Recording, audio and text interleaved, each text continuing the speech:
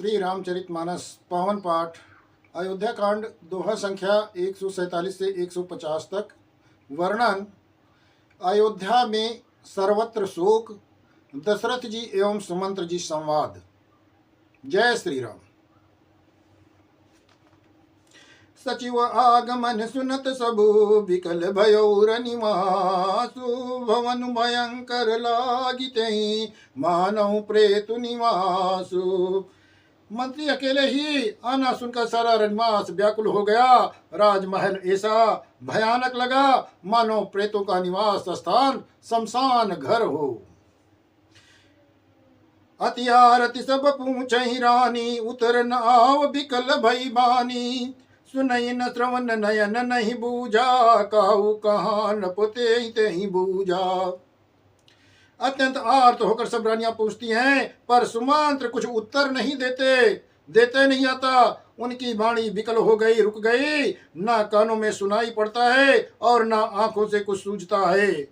वे जो भी सामने आता है उससे पूछते हैं कहो राजा कहाँ है। दासी नदी के सचिव बिकलाई कौशल्या गए गए लवाई। दासी नदी के सचिव बिकलाई कौशल्या गृह गई लवाई। जाई सुमंत्र दीक कस राजा अमिय रहित जनु चंदु विराजा। दासियों मंत्री को व्याकुल देखा, उन्हें कौशल्या जी के महल लिवा ले गई। सुमंत्र ने जाकर वहां राजा को कैसे बैठा देखा मानो बिना अमृत का चंद्रमा हो। आसन शयन विभूषण हीना पर्यो भूमि तर निपट मलीना। ले उसास सोच यही भांति ले उसास सोच यही भांति सुरपुर ते जनु खसे उजाती। राजा आसन शया और आभूषणों से रहित मलिन उदास पृथ्वी पर पड़े हुए हैं। वे लंबी सांसें लेकर इस प्रकार सोच करते हैं मानो राजा ययाति स्वर्ग से गिरकर सोच कर रहे हों। लेत सोच भरी चिन चुन छाती जनु जरी पंख पर संपाती। राम राम कह राम सनेही पुनि कह राम लखन भेदेही। राजा क्षण क्षण में सोच से छाती भर लेते हैं। ऐसी विकल दशा है मानो गीधराज जटायु का भाई संपाति पंखों के जल जाने पर गिर पड़ा हो। राजा बार बार राम राम हास ले ही कहते फिर हा राम हा लक्ष्मण हा जानकी ऐसे कहने लगते हैं।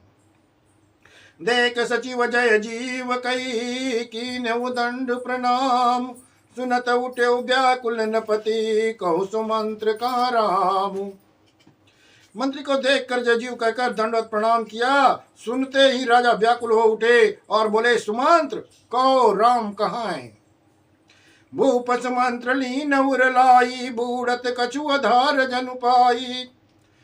सहित सने निकट बैठारी पूछत राहु नयन भरी बारी। राजा ने सुमंत्र को हृदय से लगा लिया मानो बूढ़ते हुए आदमी को कुछ सहारा मिल गया हो। मंत्री को स्नेह के साथ पास बैठाकर नेत्रों में जल भरकर राजा पूछने लगे। राम कुशल कहूं सखा स्नेही कह रघुनाथ लखन बैदेही। आनी फेरी की बनई सिधाए सुनत सचिव लोचन जल छाए। हे मेरे प्रेमी सखा श्री राम कुशल कहो, बताओ श्री राम लक्ष्मण और जानकी कहाँ हैं। उन्हें लौटा लाए या वे वन को चले गए। ये सुनते ही मंत्री के नेत्रों में जल भर आया।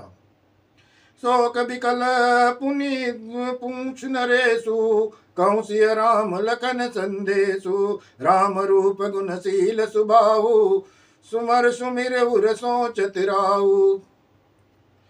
शोक से व्याकुल होकर राजा फिर पूछने लगे सीताराम लक्ष्मण का संदेशा तो कहो। राव श्री रामचंद्र का रूप गुण और शील स्वभाव याद करके राजा हृदय में सोच करते हैं। राहु सुनाई दीन बन बासु सुन मन भयउ न हरस हरासु। सोचु तब सुरत गए न प्राणा को पापी बड़ मोहि समाना। और कहते हैं कि मैं राजा होने की बात सुनकर वनवास दे दिया। ये सुनकर भी जिस राम के मन में हर्ष विषाद नहीं हुआ, ऐसे पुत्र के बिछुड़ने पर भी मेरे प्राण नहीं गए, तब मेरे समान पापी इस संसार में कौन है। सका राम सिय लखन जहाँ तहाँ मोई पहुँचाऊ, नाहित चाहत चलब अब प्राण कहु सती भाऊ।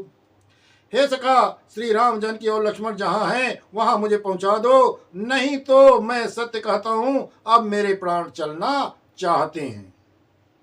पुनि पुन पूछत मंत्री न राहु, प्रियतम सुवन संदेश सुनाऊ। करई सखा सोई बेगी उपाऊ, राम लखन सिय नयन दिखाऊ।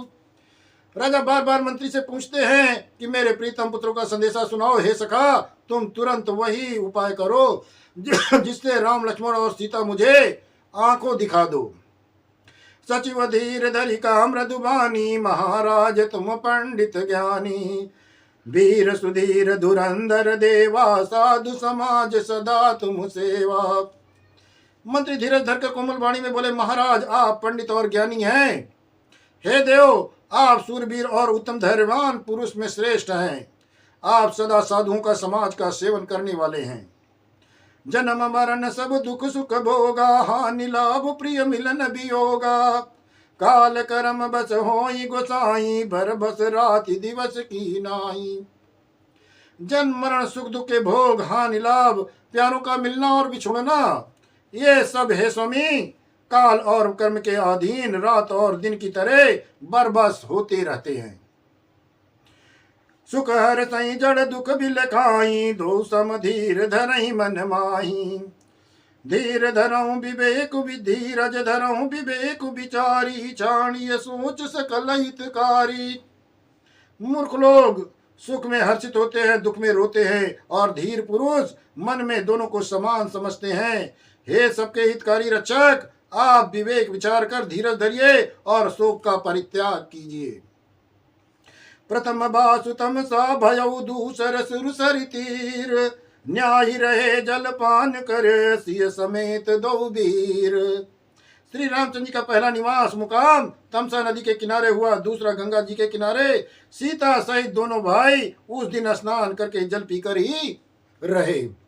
केवट कीन बहुत सेवकाई, सो जामिन सिंह व्रोर गवाई। होत प्रात बट चीर मंगावा, जटा मुकुट निज शीस बनावा।